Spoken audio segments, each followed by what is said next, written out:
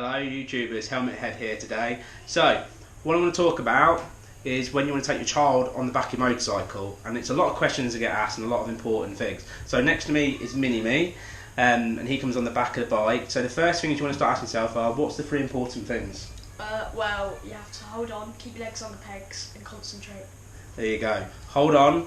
The child must be able to have their legs on the pegs, and they must be able to be old enough to concentrate for the whole journey that you're about to do. That's massively important. Now there's some stuff that you can buy, like a safety belt that you can put on you and put on them, and you can get one with some hooks on they can hold on to as well.